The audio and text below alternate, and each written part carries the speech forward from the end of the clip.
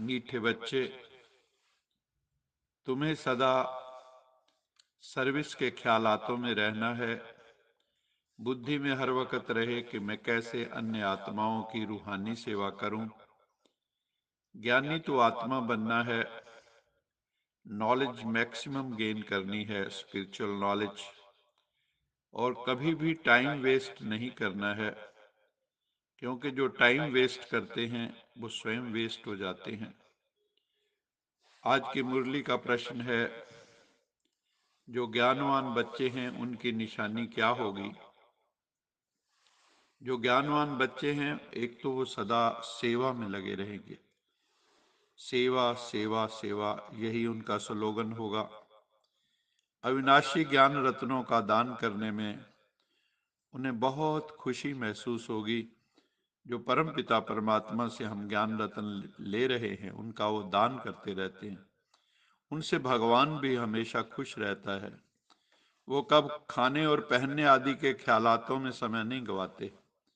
नहीं तो कई आत्माएं तो बस खाने पहनने की ही बातें करती रहती हैं, और वो कभी भी रोते नहीं, चाहे कैसी भी परिस्थिति आ जाए। और अहंकार भी नहीं दिखाते कि मैंने फलाने को ज्ञान दिया। वास्तव में तो ये परमात्मा की कृपा ही होती है। वो बाबा आके ही दृष्टि देते हैं जो नई आत्माएं ज्ञान में चलती हैं। सहज योग का अर्थ ही है एक को याद करना।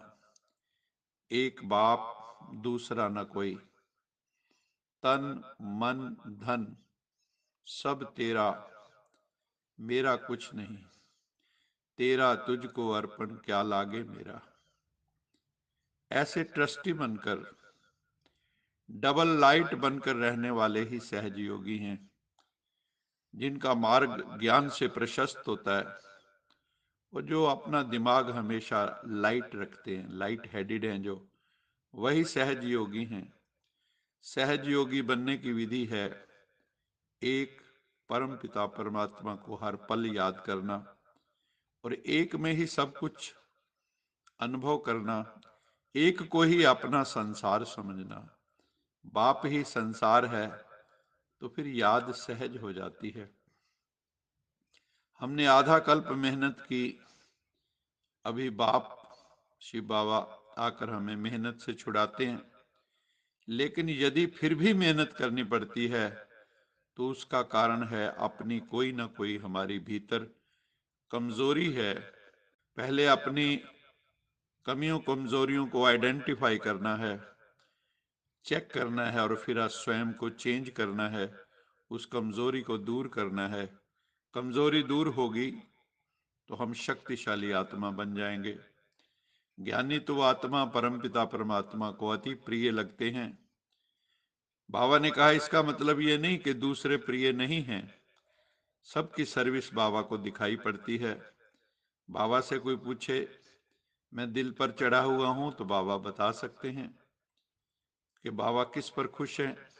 बाकी जो सिर्फ सर्विस लेते रहते हैं, दूसरों से सेवा करवाते हैं अपनी, उनका भविष्य क्या होगा। भले सतयुगी राजधानी में तो आएंगे, परंतु पद इतना ऊंचा नहीं पा पाएंगे। तो मित्र संबंधियों की सर्विस भी बहुत कर सकते हो। मतलब हर वक्त 24 आवर, एक तो बाप की याद हो और दूसरा सेवा के ख्यालात हों। फालतू समय हम वेस्ट ना करें गॉसिपिंग में। बाप अविनाशी ज्ञान रत्नों का दान देते हैं, तो फिर औरों को दान देने की सर्विस करनी चाहिए। सर्विस पर लगना है, तब बाबा राजी हो, तब बाबा खुश हो जाते हैं। तुम बच्चों में समझाने की भी हिम्मत चाहिए। जो नॉलेजफुल बच्चे होते हैं वही अच्छी तरह से समझा सकते हैं। समझाने वाले में अगर खुद में ही विकार होगा, काम क्रोध लोभ आदि, तो उसकी बात का किसी को तीर नहीं लगेगा, उसका बाण निशाने पे नहीं लगेगा। अगर किसको तीर लगता भी है तो वे शिव बाबा समझाते हैं उस आत्मा को। जिनमें कोई अवगुण है तो उनकी समझानी किसको लगेगी नहीं। तुम जानते हो, हम हर्षित मुख देवी देवता आगे चल के बनने वाले हैं, क्योंकि भगवान हमें वो पढ़ाई पढ़ा रहा है जिससे हम मनुष्य से देव बन जाते हैं। हमारे भीतर देवत्व का विकास हो जाता है। अगर कोई रोते रहते हैं तो बाबा कहते हैं जरूर कोई खोटे कर्म किए होंगे जो वक्त पर फिर धोखा दे जाते हैं। ऐसी आत्माएं फिर परेशान रहती हैं। तुम बच्चों को तो बाबा कहते हैं दधीची ऋषि की तरह अपनी हड्डियां भी सेवा में देनी है, मतलब पूरा जी जान से सेवा करनी है। कोई कोई तो नवाब बन के बैठ जाते हैं। बाबा समझाते हैं इस कमाई में भी ग्रहचारी बैठती है। जैसे दुनियावी होते न राहु केतु की दशा, शनि की दशा, तो कोई ना कोई दशाएं बदलते रहते हैं। तो कभी फिर राजा है तो कभी वही रंक भी बन जाते हैं। तो बाबा कहते हैं यहाँ पे भी कई जो बहुत अच्छे बच्चे होते हैं, कई बार उनके ऊपर भी कोई उल्टी दशा बैठ जाती तो बुद्धि भ्रष्ट हो जाती है। तो बाबा कहते हैं ऐसी आत्माएं फिर एकदम चकनाचूर हो जाते हैं। चढ़े तो चाखे बैकुंठ रस, गिरे तो चकनाचूर। बाप समझाते हैं मीठे बच्चे, रोना भी अपशकुन है, कभी भी रोना नहीं है। भगवान के बच्चे कभी रोते नहीं हैं।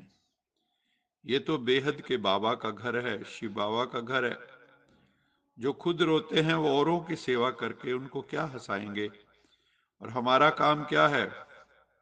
जैसे भक्ति मार्ग में भी गीत है, देवी माता के मंदिर में लोग मुरादें पाते हैं, रोते रोते आते हैं और हंसते हंसते जाते हैं। तो भक्ति मार्ग में भी कहते हैं कि जो देवी माता के मंदिर में कोई आता है, रोता हुआ आता है और हंसता हुआ जाता है। हम तो चैतन्य देवी देवता बन रहे हैं, तो हमें भी सबको, कोई रोता हुआ भी हमारे पास आए तो उसे हंसाना है। यहाँ तो बाबा कहते हैं तुम हंसना, हंसाना सीखने के लिए आए हो, मुस्कुराना सीखने के लिए आए हो, स्माइल सीखने के लिए आए हो, चीयरफुल बनने के लिए आए हो। लेकिन आपकी जो हंसी है वो आवाज से नहीं हंसना है, बहुत ऊंची आवाज से ठहाके मार के जैसे कई लोग हंसते हैं। तो बाबा कहते हैं देवताओं के चेहरे पे मुस्कुराहट होती है, स्माइल होती है, मंद मंद मुस्काते रहना है। आज का स्लोगन है, महान आत्मा वो है जो पवित्रता रूपी धर्म को जीवन में धारण करता है। पवित्रता रूपी धर्म, सबसे बड़ा धर्म पवित्रता, मन की पवित्रता, वाणी की पवित्रता, कर्मों की पवित्रता, संकल्प की पवित्रता, बोल की पवित्रता, कर्म की पवित्रता, संबंध संपर्क में पवित्रता जो धारण करता है वही महान आत्मा है। अब हमें लवलीन स्थिति का अनुभव करना है, प्यार के सागर परम पिता परमात्मा के साथ मिलन मनाते। प्यार से कहो मेरा बाबा, मेरा तो एक शिव बाबा, दूसरा न कोई। दिल से कहो मेरा बाबा, प्यार से कहो मेरा बाबा, और उसी प्यार में समा जाओ, लगन में मगन हो जाओ। ये लवलीन स्थिति और सब बातों को सहज समाप्त कर देगी। इन्हीं शब्दों के साथ मीठे मीठे सिकिलद बच्चों प्रति माता पिता बाप दादा का याद प्यार, गुड मॉर्निंग। रूहानी बाप की रूहानी बच्चों को नमस्ते। हम रूहानी बच्चों की रूहानी माता पिता बाप दादा को याद प्यार, गुड मॉर्निंग और नमस्ते। सदा रहो हंसते, कहीं नहीं फंसते, बन जाओ फरिश्ते, बांध लो अपने बसते, चलो प्रभु के रस्ते। वाहिगुरु जी का खालसा, वाहिगुरु जी की फतेह। बोल बोल साचे साचे दरबार दरबार की की जय। जय। लोका समस्ता सुखिनो भवन्तु, लोका समस्ता सुखिनो भवन्तु, लोका समस्ता सुखिनो भवन्तु। ओम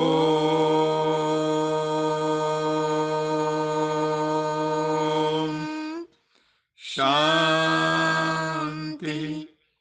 शांति।